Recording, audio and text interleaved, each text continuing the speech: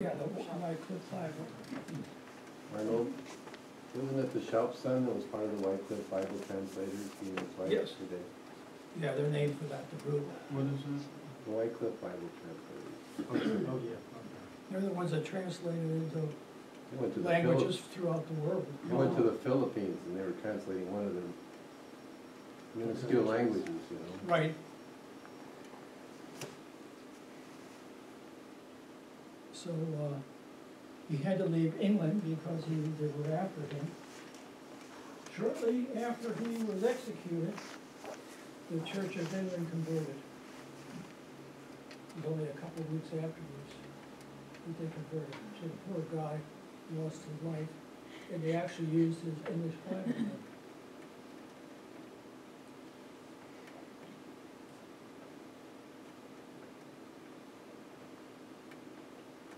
Hans Luft. He was known as the Bible printer. He's the one that printed all of Luther's works.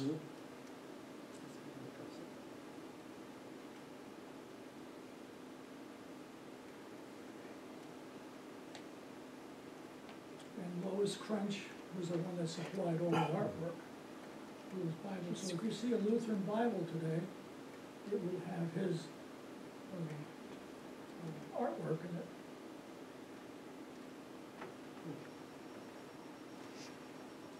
Yeah, as we move out of the 1400s, could you describe how people, the living conditions of the people, were they mostly in poverty? And what did the majority of people, what were their occupations? They were basically farmers Okay. that lived with the Prince of Saxony. They worked under the prince. So he was the governor of that whole Saxony area. Did they own land? I'm not sure, I don't think so. And how about, I talked to you about the Magna Carta. Did that have any effect? That was written in the 1200s in England. Did that have any effect on Germany in giving rights to the citizens? Okay, and then in the villages, what occupations did the people do? I mean, blacksmiths Yeah, and food, or? right. Because they didn't have any automobiles. Right. So basically, repairing wagons, making Oh, yeah. wagon wheels, Right. farming, ironworks, all those types of jobs.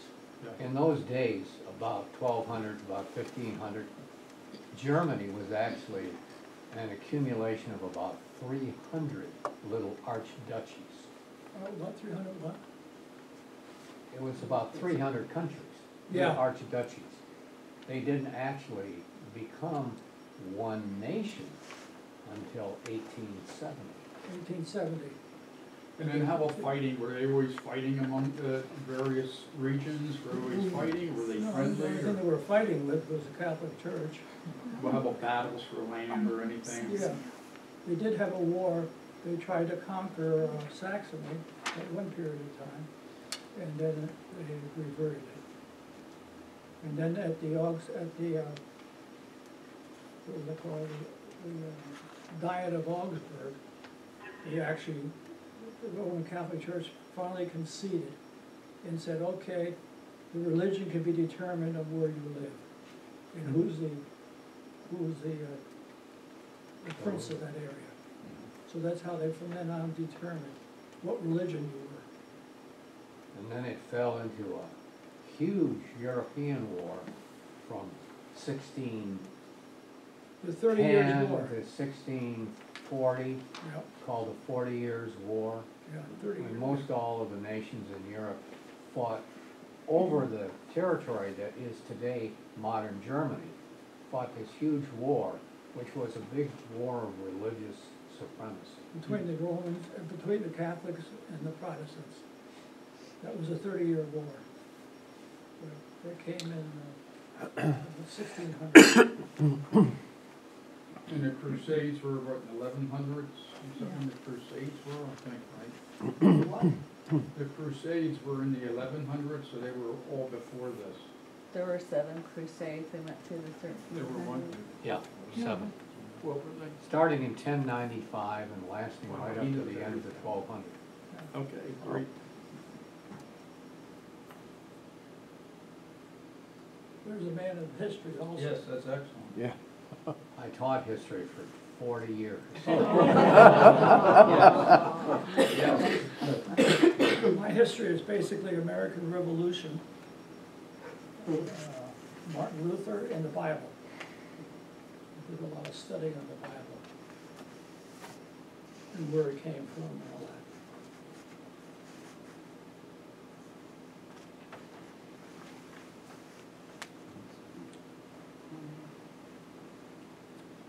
How many people know Valencia? Don't know. It's the brains.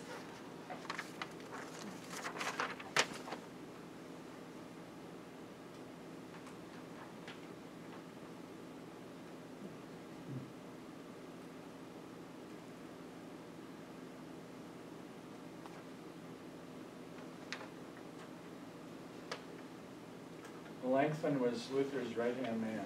Right. He's also the one that wrote the Augsburg Confession, Right. because Luther had been banned under the penalty of death, so he couldn't go to Augsburg. So Luther asked him to write the diet of the Augsburg Confession. And so he actually was a better writer than Martin Luther. He wasn't as crisp, as nasty as Luther at He had times. the opposite personality of Luther. Right, right.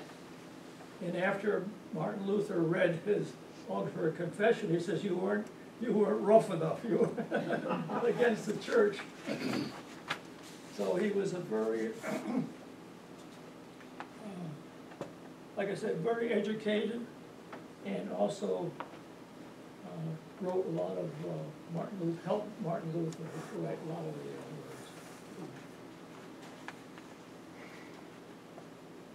And it's because of him that we have the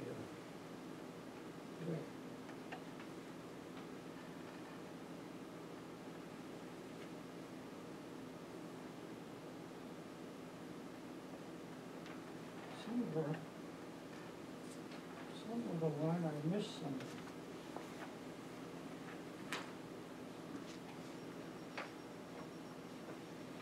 Oh, I don't think it got in there.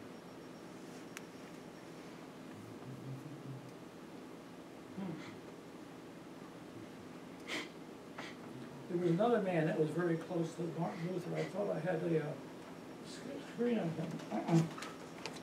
Bergen, Jonathan. Bugenhagen. Bugenhagen. He was Luther's pastor. He's Well, Luther. I'll talk about him next week, yeah. Huh? I'll talk about him next week, Oh, good. Bugenhagen. And it's also in the Green Book.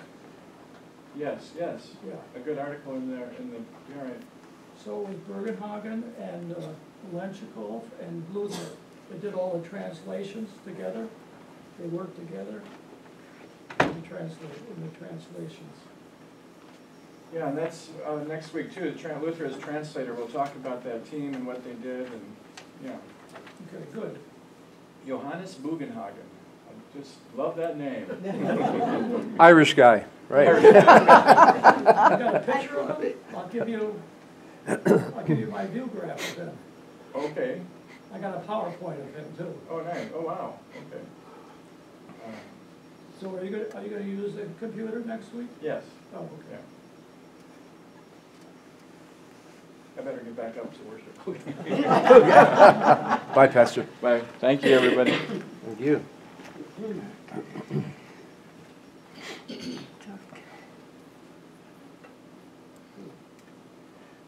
Okay, Charles V.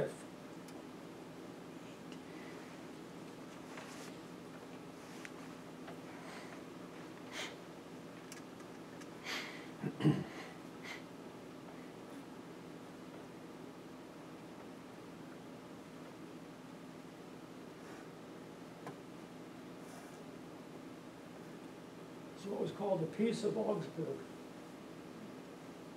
1555.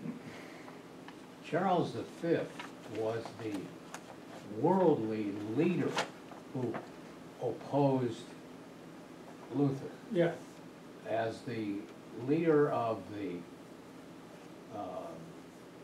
Spanish Empire and the Holy Roman Empire, I think it's important to realize that the rulers in Spain were by family united with the rulers in what is today Holland. And that's where Charles V was born, and also connected to the rulers in Austria. yeah, And he is the one who the church asked to bring an army against the Protestant Reformation. right, Wow. yep.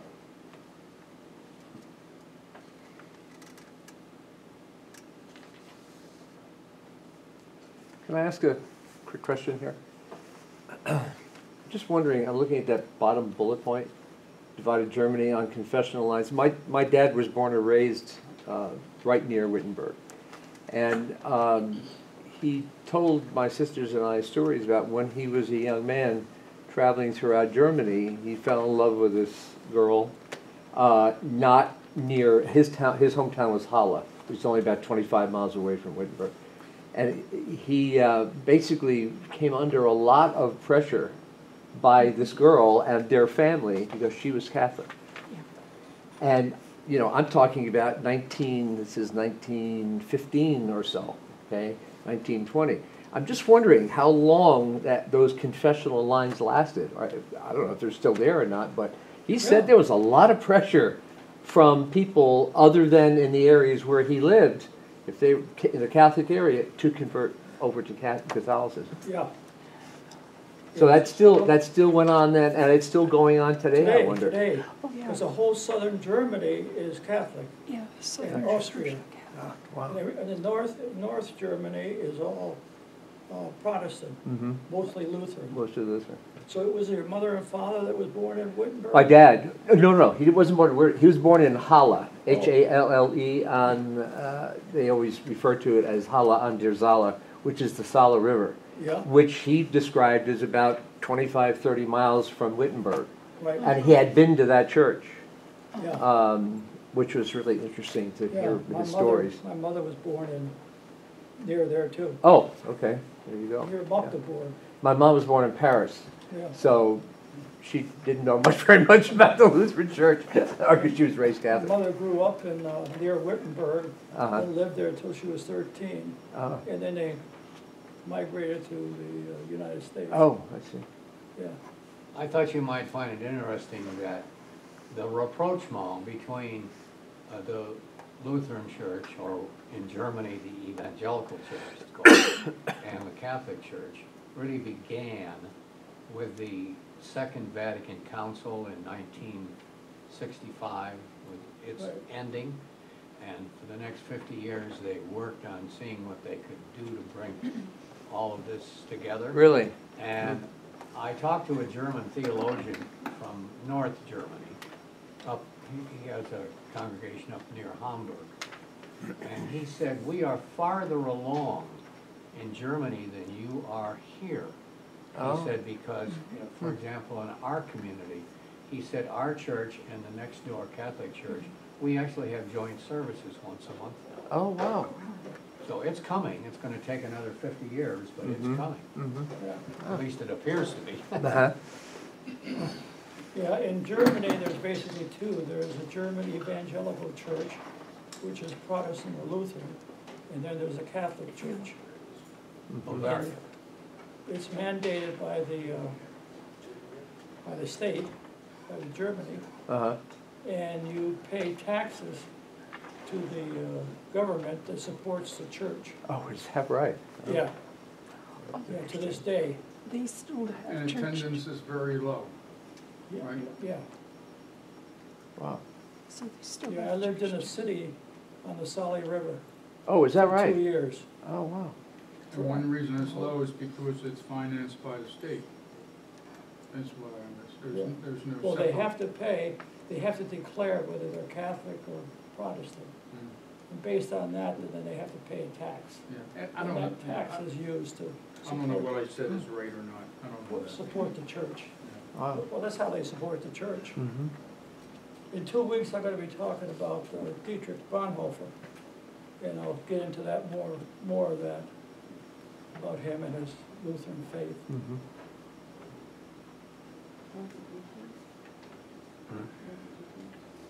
What was that? Calhoun and Northridge. Okay, here's another reformer. You all Oh, heard of yeah. him. Absolutely. He was a French theologian. John. Pastor, do you want any information? And he developed the Christian theology called Calvinism.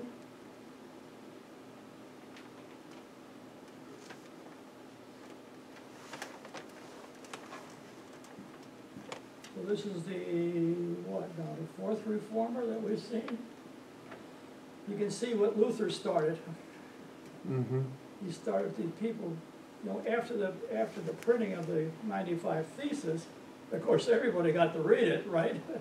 And they could see what was wrong with the church.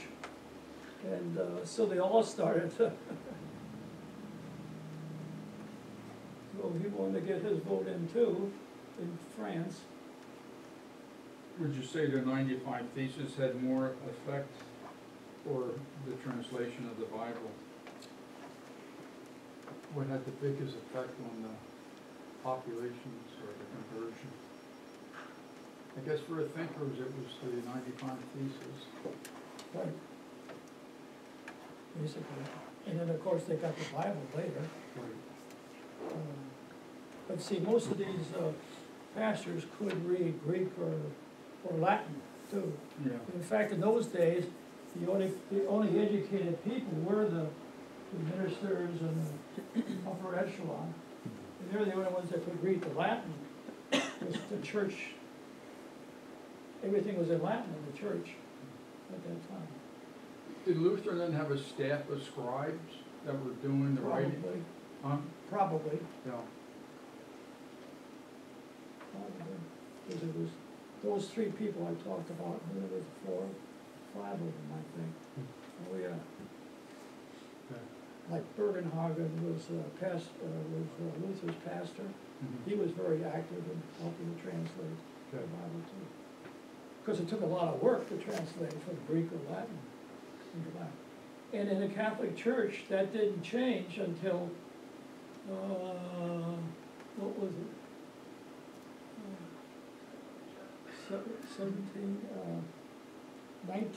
1968.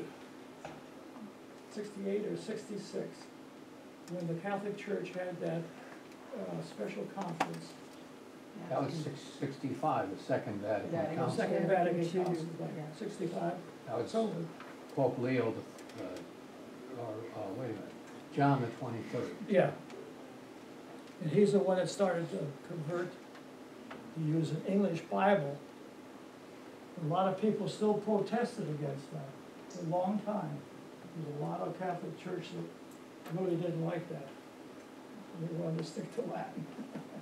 Well, that would be some just reason. mass. And now I can go to the Catholic Church and I can understand.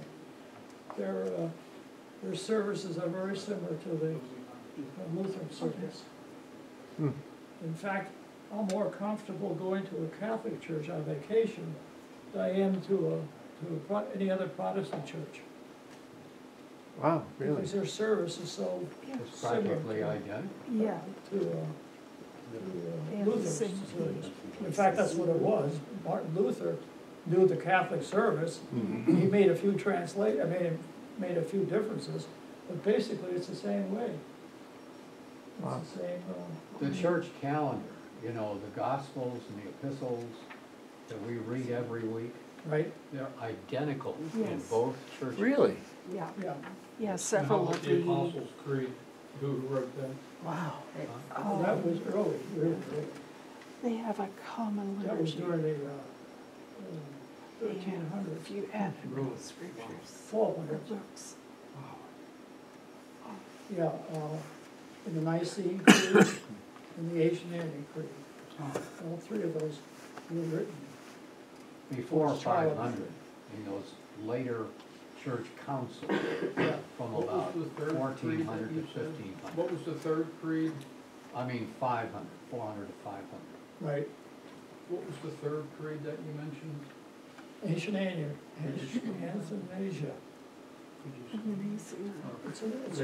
It's in the hymnal. Okay, it is? We Okay. very seldom use it because it's very long. It's Okay. long and wordy. Never heard of I it. think we use it on a special occasion or Yeah. something. Never heard of it. Yeah, but it's in our hymnal. Wow. It's long and wordy and redundant.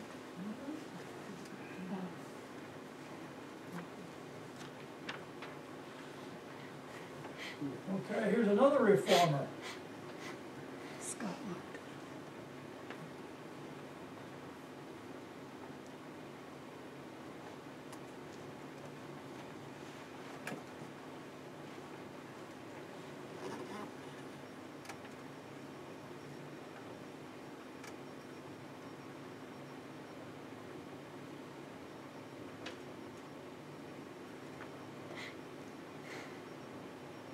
So what's this now, the fifth or sixth reformer? I lost track. And this was in, what was it, 1560.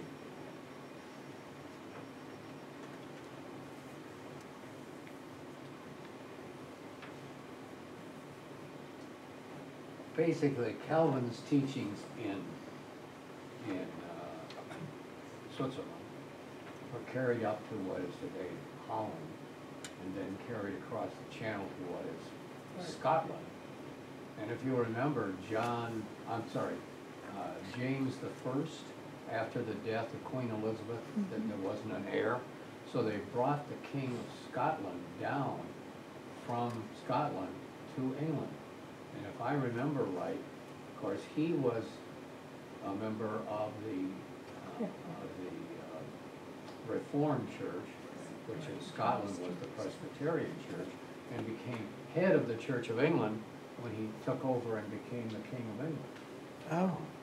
I thought he was Catholic. It was during this period of time that Norway became a Lutheran church. I mean, Sweden became a Lutheran country.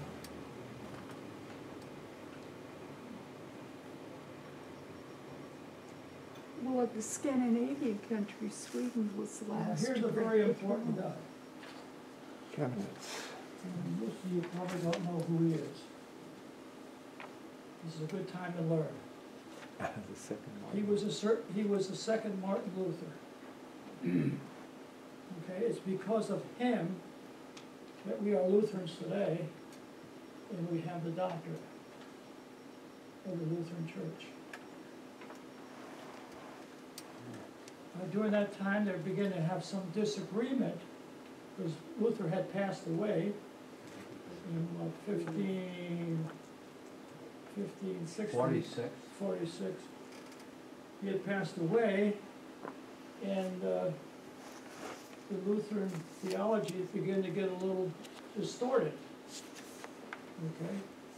And it was Martin who put that all together.